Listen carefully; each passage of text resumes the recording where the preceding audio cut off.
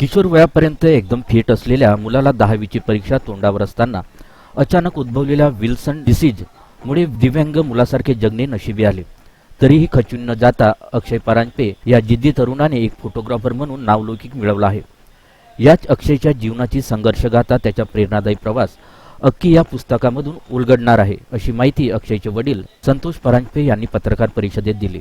अक्षय परांजपेच्या प्रेरणादायी जीवनावर आधारित अक्की एक अक्षय इच्छाशक्ती पुस्तकाचे प्रकाशन 3 जून रोजी बाल शिक्षण मंडळ च्या ऑडिटोरियममध्ये संध्याकाळी 5 वाजता सचिन पिळगावकर यांच्या हस्ते होणार आहे। तसेच या कार्यक्रमाला विविध क्षेत्रातील मान्यवर, लेखक, कलाकार उपस्थित राहणार आहेत। पुढे बोलताना परांजपे म्हणाले, अक्षय वयाच्या 3 वर्षापर्यंत अगदी नॉर्मल होता। नंतर त्याला ताप आल्याने कानाच्या व्हेन्सवर परिणाम झाल्यामुळे त्याला ऐकायला कमी येऊ लागले। तरीही तो बॅडमिंटन, सायकलिंग, बोलणं अतिशय उत्तम होते। NCC परेड घेणं इत्यादीमध्ये उत्तम कामगिरी करत होते। तो 10वीत असताना 6माही परीक्षा झाल्यानंतर त्याचे संपूर्ण आयुष्य व विल्सन या आजारामुळे बदलून गेले।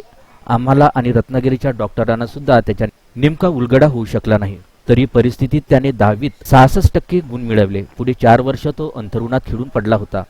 तरीही अक्षयने जिद्दीने 12वीची परीक्षा दिली, त्यात त्याने 88% गुण मिळवले।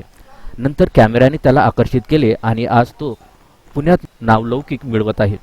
अक्षयचा हा संघर्षमय प्रवास या पुस्तकातून मांडण्यात आल्याचे परांजपे यांनी सांगितले। त्यांनी पास करून दिला होता, पण तो पास गर्दीमध्ये कुठं गेला ते कळलं नाही आणि खूप गर्दी झाला, त्याच्यामुळे पोचायला उशीर झाला। तर त्याच्यामुळं तिथं गेलो आणि मी अगदी 6 वर्ष पुढे आलो। तर त्याच्यामुळे तिथं इंटरनेटच्या वळूवर पडतो।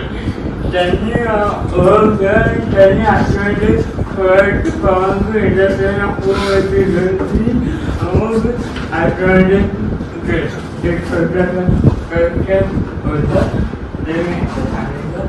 आणि 3 जूनला माझं मी बेसिकली आतापर्यंत काय काम केलं आहे त्याची थोडक्यात ओळख करून देतो।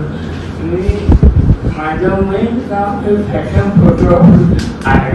माझं स्टुडिओ खूप जोरला वनाच्या वनस्टेज पंपाचा लागून स्टुडिओ आणि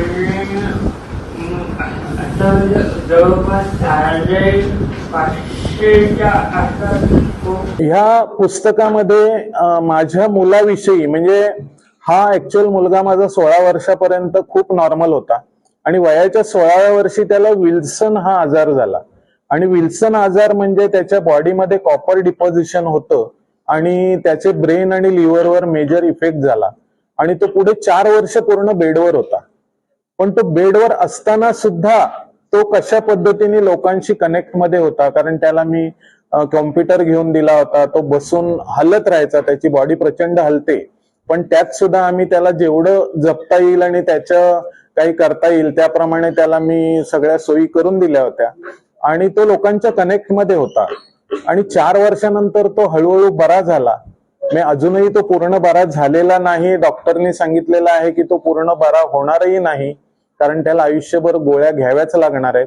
आणि अचानक त्याला फोटोग्राफीचा नाद लागला आणि हा फोटोग्राफीचा नाद सुद्धा त्याला का लागला, तर तो एका कॉलेजच्या स्टेजवर गेलेला असताना एका मुलाने त्यांनी त्याच्याकडे कॅमेरा मागितला, तर त्याला तिथनं हाकलवून लावलं होतं आणि तो राग मनात धरून त्यांनी कॅमेरा पाहिजे हा हट्ट धरला आणि तो फोटोग्राफी करायला सुरुवात केली। तो सगळा प्रवास म्हणजे त्यांनी कशा पद्धतीने तो उभा राहिला, तो त्याला उभं करताना आमच्या घरच्यांना किती प्रकारचे प्रॉब्लेम येत होते, हे सगळं मांडण्याचा एक प्रयत्न मी त्या पुस्तकातनं केलाय आणि तो लोकांना नक्की भावेल आणि त्यापासून पालकांना आणि मुलांना दोघांनाही एक इन्स्पिरेशन मिळेल असं मला वाटलं, म्हणून मी ते पुस्तक लिहायचा प्रयत्न केलाय। तरी त्यासाठी नक्की या असं मी आवाहन करेन।